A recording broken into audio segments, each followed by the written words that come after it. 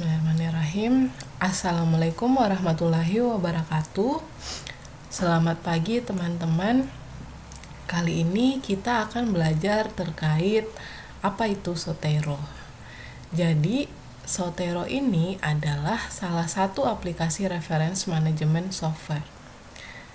Seperti yang kita pahami bahwa reference management software sendiri ini adalah aplikasi yang membantu organisasi literatur gitu.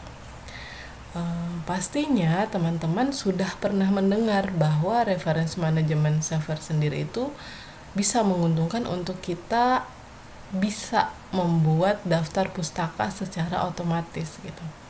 Akan tetapi sebenarnya reference management software itu tidak hanya untuk membuat daftar pustaka. Teman-teman juga bisa melakukan untuk organisasi literatur misalnya, atau masih banyak fitur-fitur yang lainnya. Nah, Zotero sendiri dapat memungkinkan pengguna untuk mengimpor referensi dari sumber online dengan satu kali klik. Teman-teman juga bisa mengaturnya, menggunakannya untuk membuat kutipan dan bibliografi gitu, serta membagikannya atau melakukan kolaborator dengan teman-teman yang lain. Nah, kemudian kenapa Zotero itu penting gitu. Jadi kenapa aplikasi reference management software itu penting? Yang pertama itu mempermudah organisasi literatur. Jadi kita biasanya menyimpan file PDF kan, kemudian nama file ini bisa kita gunakan sebagai petunjuk gitu untuk menemukan kembali file atau pustaka tersebut. Misalnya judulnya apa, penulisnya siapa, kemudian tahun berapa. Nah, ini otomatis membatasi pencarian kita gitu pada nama filenya saja. Kemudian kalau misalnya kita menggunakan reference management software, kita bisa memiliki database literatur. Jadi tidak hanya nama filenya saja, tapi database ini bisa berupa judulnya apa, pengarangnya siapa, kemudian abstraknya juga bisa masuk. Jadi kita mendapatkan informasi yang lebih lengkap gitu terkait literatur yang kita simpan, dan otomatis kita akan mudah untuk mencari literatur tersebut. Jadi pencariannya itu tidak terbatas pada judul atau file-filenya saja. Kemudian pembuatan database juga sangat mudah.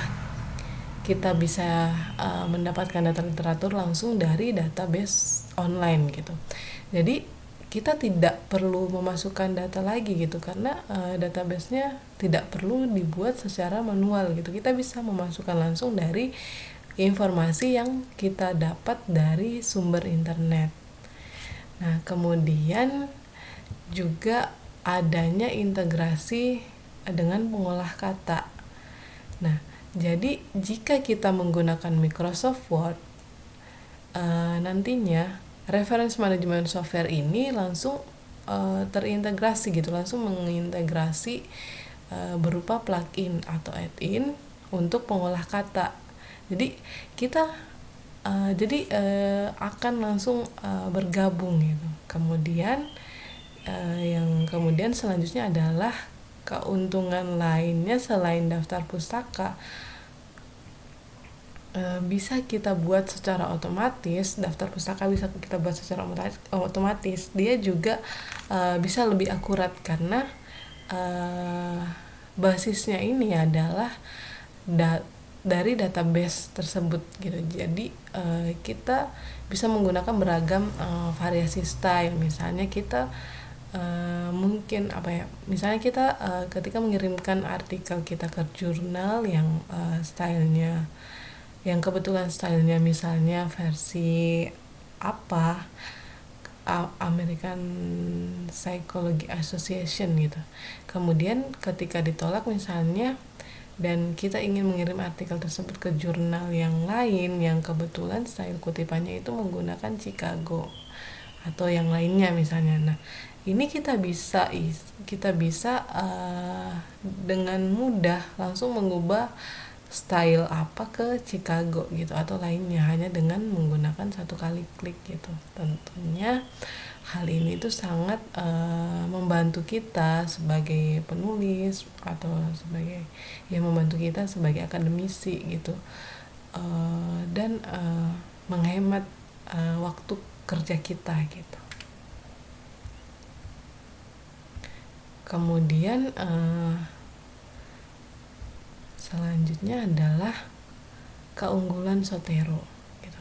Jadi sebenarnya reference manajemen software sendiri itu ada banyak, mungkin ada banyak, misalnya kayak EndNote, Mendeley yang teman-teman mungkin sudah sangat familiar dengan namanya. Kemudian Zotero gitu. Nah, alasan kenapa di sini kita belajar Zotero itu karena Zotero itu sifatnya open source atau gratis gitu. Jadi aplikasi ini bisa kita dapatkan dengan mudah di internet, dan pengembangannya itu pun juga sifatnya gratis. Kemudian yang kedua itu adalah program database lokal. Nah, jadi maksudnya adalah dia aplikasi ini itu tidak bergantung oleh sumber internet. Jadi kita bisa melakukan atau mengerjakan Zotero secara offline. Sementara aplikasi yang lain misalnya itu kadangkala kita harus menggunakannya secara online untuk memasukkan database. Nah, kemudian yang ketiga itu juga terdapat yang ketiga adalah terdapat pilihan sinkronisasi atau cloud, multiplatform, dan juga kemudahan untuk share library gitu. Nah, jadi database kita bisa kita share kepada rekan-rekan yang lain.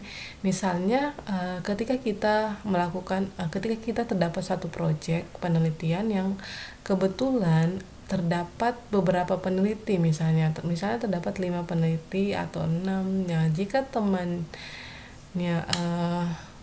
sama, otomatis mereka ini bisa share database literatur yang digunakan, dan hal ini tentunya sangat membantu rekan-rekan yang lain dengan kerjasama gitu. Jadi intinya kita bisa bekerja sama dengan peneliti yang lain gitu dengan melakukan share literatur misalnya.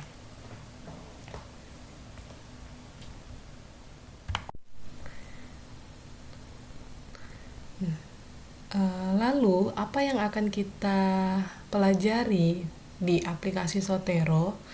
Yang pertama itu adalah memasukkan data literatur gitu. Di sini kita bisa membuat koleksi baru, memasukkan data literatur secara manual, kemudian memasukkan data literatur dari PDF, memasukkan data literatur lewat sumber online. Juga kedua, kita bisa mengutip literatur dalam dokumen. Jadi di sini pengutipan literatur Zotero itu bekerja dengan Microsoft Word gitu.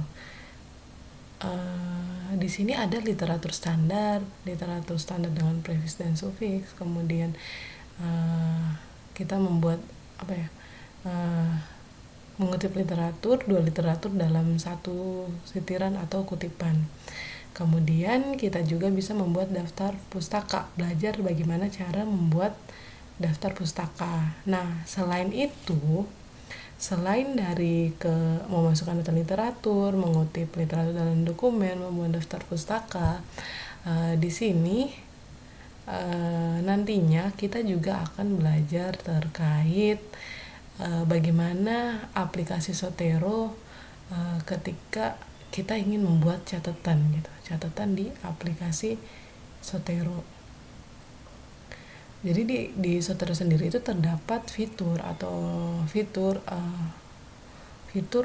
bagaimana memudahkan pengguna itu untuk membuat catatan pada PDF gitu, pada bacaan, pada sumber bacaan yang kita gunakan. Nah, kemudian juga terdapat kita belajar bagaimana penggunaan aplikasi atau fitur translate pada Zotero itu sendiri. Nah, selanjutnya adalah yang pertama perlu kita lakukan itu adalah instalasi Zotero. Nah, untuk instalasi Zotero sendiri, teman-teman bisa melihat di video yang lain gitu. Jadi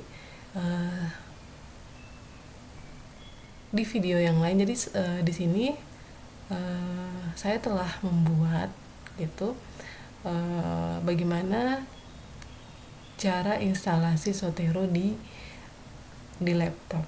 Teman-teman bisa melihatnya ya.